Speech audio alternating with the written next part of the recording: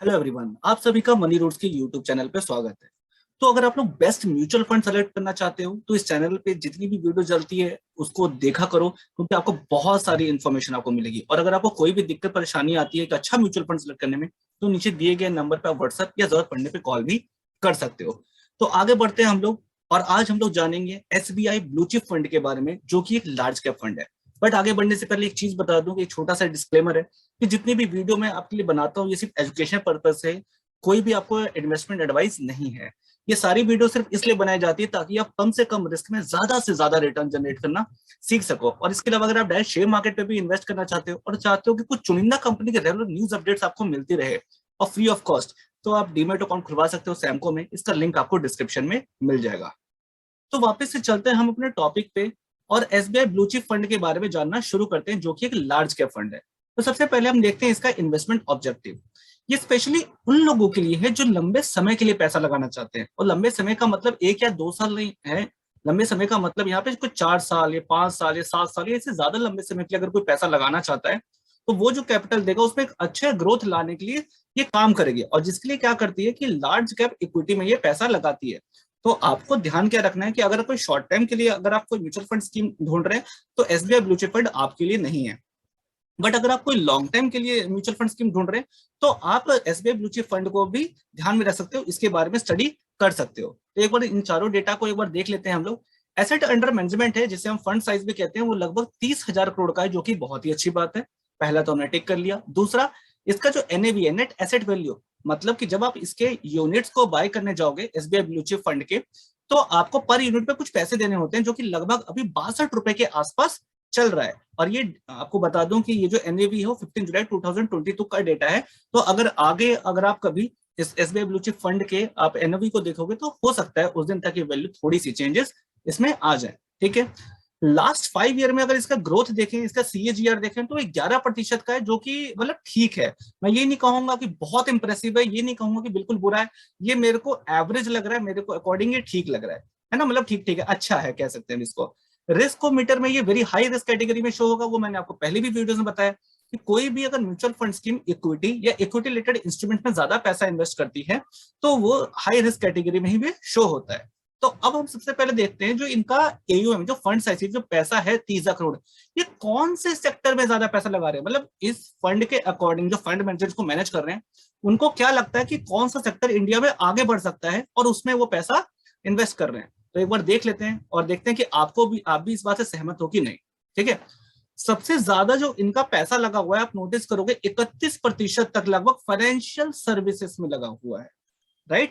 जिसमें कौन क्या क्या चीजें आती है, बैंक्स आते हैं या लोन देने वाली कंपनियां आती हैं, इस तरह की कंपनियां आती है। अगर आपको लगता है कि हाँ इन सब चीजों का भविष्य है, आगे और ज्यादा ग्रोथ आ सकती है, तो आप एसबीआई ब्लू चिप फंड को फोकस में ला सकते हो, इसके बारे में और स्टडी कर सकते हो। 12% आप नोटिस करोगे इनका ऑटोमोबाइल और ऑटो कंपोनेंट्स में है। आईटी सेक्टर में इनका 9% है। Oil gas and consumable fuels में इनका 7.26% है। हेल्थ केयर में 7% है। एफएमसीजी में 5.45% है। और ऐसे ही ये आगे भी आप इसका पूरा डेटा ध्यान दे सकते हो। अब क्या हम लोग करेंगे, सेक्टर का ब्रेकडाउन तो हमने देख लिया कि भाई अलग किस किस सेक्टर में कितना कितना पैसा इन्होंने डाल रखा है। अब देख लेते हैं जो इनकी टॉप 10 इन्वेस्टमेंट्स हैं, इनका जो पोर्टफोलियो होगा उसके टॉप 10 इन्वेस्टमेंट कौन सी वो 10 बड़ी कंपनियां हैं जिसमें इन्होंने पैसा डाल रखा है। तो एक बार ये देखते हैं, ये आपके सामने स्क्रीन पे आ गया होगा। एचडीएफसी बैंक में ICICI bank, Infosys, Reliance, ITC, LNT, HCL, HDFC, State Bank of India और डेविस लेबोरेटरी। आपने लास्ट स्लाइड में भी देखा था कि फाइनेंशियल सर्विसेज में इनका सबसे ज्यादा पैसा लगा हुआ है। तो आप यहाँ देख भी सकते हो, देखो ये फाइनेंशियल का है, ये फाइनेंस का है ना, ये यहाँ पे फाइनेंस का है, ये फाइनेंस 10 में से 4 तो देखो उसी के आपको मिल गए। तो ये आपको कहीं ना कहीं ये चीज साफ शो हो रहा है कि ज्यादा पैसा इनका कहाँ लग रहा है और टॉप 10 कंपनीज कौन सी है। अब देखो हमें पोर्टफोलियो देखना क्यों चाहिए।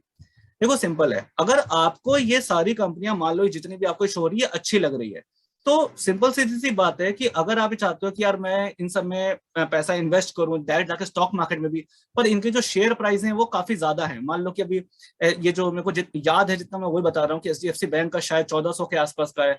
आईसीआईसीआई शायद आपको 700 के आसपास मिल जाए। इन्फोसिस शायद आपको 1400 आसपास। रिलायंस 2400 के आसपास का शेयर आपको मिल जाए। मतलब इस तरह से इनके शेयर प्राइसेस है।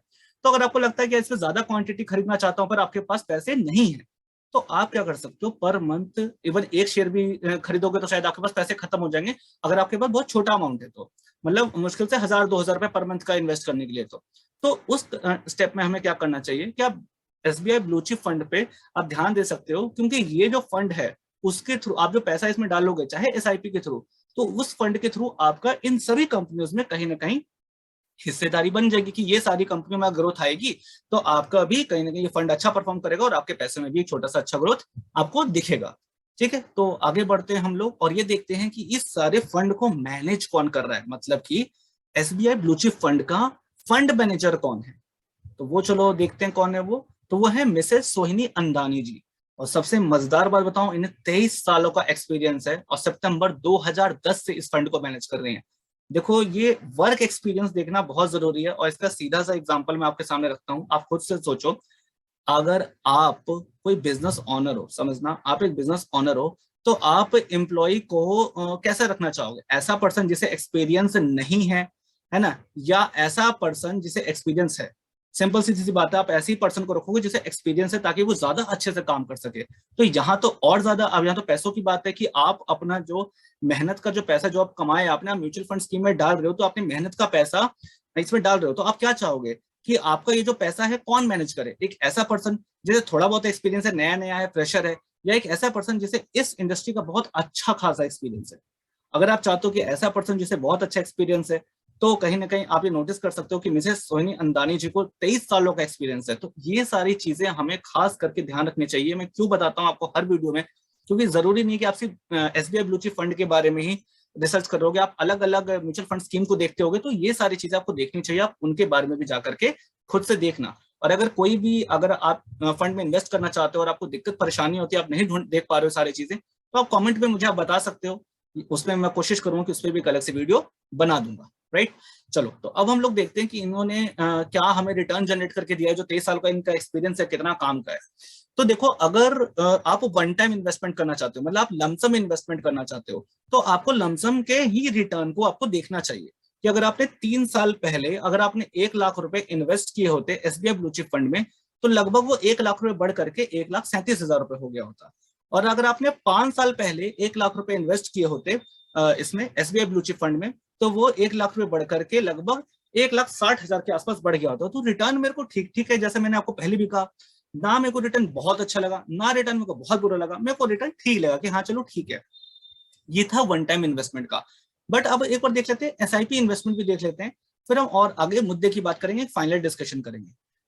अभी अब देखो, जो सिस्टमैटिक इन्वेस्टमेंट प्लान है, जो एसआईपी है, इसमें अगर आपने इन्वेस्ट किया होता और पर मंथ का आपने 5,000 रुपए इन्वेस्ट किया होता, लास्ट 3 साल पहले शुरू किया होता, तो वो अभी तक आपकी रकम बढ़कर कितनी हो गई होती? लगभग 2.25 लाख के आसपास। और वही अगर आपने 5 साल पहले अगर 5,000 पर मंथ आपने इन्वेस्ट करना शुरू किया होता, जिसका इन्वेस्टमेंट टोटल अभी तक में 3 लाख हो गया होता, तो बढ़ करके कितना हो गया? 4,17,000 के आसपास।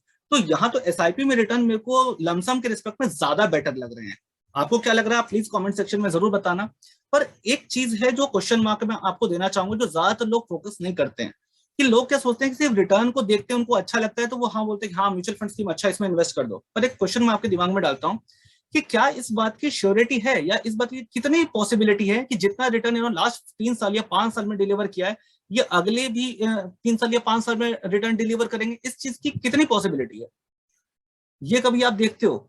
अगर नहीं देखते हो तो देखना शुरू कर दो। और उस चीज के लिए क्या मेनली पैरामीटर्स मैं फॉलो करता हूं, मैं आपको शो कर देता हूं इस स्लाइड पे, और ये आप कहीं ना कहीं इस चीज को नोट कर लेना। इसे कहते हैं रिस्क रेशियोज, जिसमें सबसे पहला आएगा स्टैंडर्ड डेविएशन, दूसरा है बीटा, और तीसरा है sharper ratio. Simple, standard deviation और बीटा है वो वॉलेटिलिटी को शो करता है। तो ये जितना कम होगा, मतलब उतार चढ़ाव जितना कम होगा, उतने ही ज्यादा चांसेस होते हैं आपके जो रिटर्न शो कर रही है लास्ट 5 ईयर्स में, वो भी नेक्स्ट 5 ईयर्स में डिलीवर करने में। और शार्पर रेशियो ये क्या है? ये रिस्क एडजस्टेड रिटर्न है। तो रिस्क एडजस्टेड रिटर्न जितना बेटर होगा, मतलब जितना ज्यादा होगा उतना अच्छा है। तो मैं रिपीट कर देता हूं, इसको ध्यान रखना। स्टैंडर्ड डेविएशन जितना कम हो उतना अच्छा है, इसको लिख लो कहीं। बीटा जितना कम हो उतना अच्छा है। शार्पर रेशियो जितना ज्यादा हो उतना अच्छा है। अच्छा होने का मतलब कि उतनी ज्यादा पॉसिबिलिटी है, उतनी ज्यादा प्रोबेबिलिटी है कि जो लास्ट 3 साल या 5 साल में रिटर्न जनरेट किया है, वो नेक्स्ट 3-5 ईयर में भी रिटर्न जनरेट कर सके। इस चीज की प्रोबेबिलिटी बढ़ा देगा। तो अभी हम देख लेते हैं कि ज्यादा है या कम है एसबीआई ब्लू चिप फंड का। तो यहां मैंने लिखा है कैटेगरी एवरेज। अब कैटेगरी एवरेज क्या है? कि जाहिर सी बात है, लार्ज कैप जितनी भी म्यूचुअल फंड स्कीम है उसमें सिर्फ एसबीआई ब्लू चिप फंड नहीं है, और भी है। जैसे Nippon India large cap fund, ICICI prudential blue chip fund, axis blue chip fund, IDFC blue large cap fund, तो ये सारे भी इनके कैटेगरी एवरेज हैं।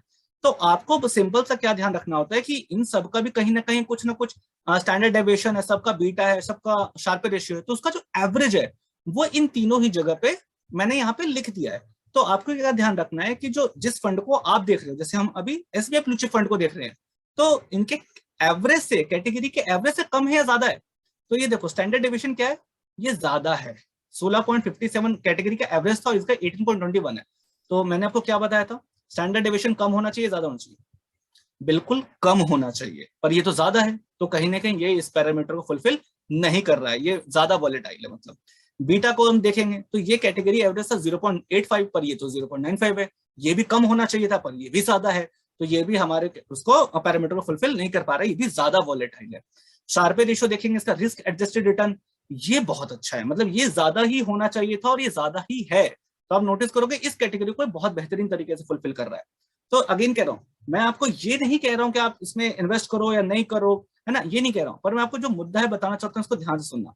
अगर आप मान लो चाहते हो कि आपको 5 सालों के लिए, नेक्स्ट 5 ईयर के लिए कोई large cap mutual fund scheme ढूंढ रहे हो और आप चाहते हो कि आपका ऐसे म्यूचुअल फंड स्कीम में इन्वेस्ट करना जिसका सीएजीआर लगभग 13% के आसपास हो, सिंपल, और ऐसे मान लो आपने 5 म्यूचुअल फंड स्कीम ढूंढ भी लिए, तो पांचों में तो इन्वेस्ट नहीं कर दोगे, आप क्या करोगे, हो सकता है टॉप 2 में इन्वेस्ट करोगे। तो इनके टॉप 2 कैसे देखेंगे हम, वो टॉप 2 आप सिलेक्ट करोगे ये तीनों चीजों को देख कर किसमें ज्यादा पॉसिबिलिटी है कि 13% का जो रिटर्न सीएजीआर अभी तक इसने दिया है, तो आगे भी इस चीज को ये कंटिन्यू रख सकता है। तो इस चीज के लिए आप क्या करोगे, आप ये देखोगे कि उन 5 म्यूचुअल फंड स्कीम में सबसे कम ये जो स्टैंडर्ड डेविएशन है वो किसमें है, सबसे कम स्टैंडर्ड डेविएशन किसमें है, सबसे कम बीटा किसमें है, और सबसे ज्यादा शार्पे रेशियो किसमें है। जब आप इन तीनों चीजों को आप एक जगह पे नोटबुक पे लिखोगे तो आपको आप अपने आप पता चल जाएगा कि उस 5 में से टॉप 2 कौन से हैं, और जो टॉप 2 होंगे आपको उनके साथ जाना चाहिए। एक्चुअल में ये तरीका होता है। और इसी चीज के लिए मैंने क्या करा था कि अभी मैं अलग अलग जो लार्ज कैप म्यूचुअल फंड में सबके लिए एक अलग अलग वीडियो बना रहा हूँ। जैसे ये एसबीआई ब्लू चिप फंड के लिए मैंने एक एक्सिस ब्लू चिप फंड के लिए वीडियो ऑलरेडी बना दिया है, अगर आपको ये भी देखना चाहते हो तो इसका लिंक आपको डिस्क्रिप्शन में मिल जाएगा। साथ ही साथ आप इस चैनल को सब्सक्राइब कर सकते हो।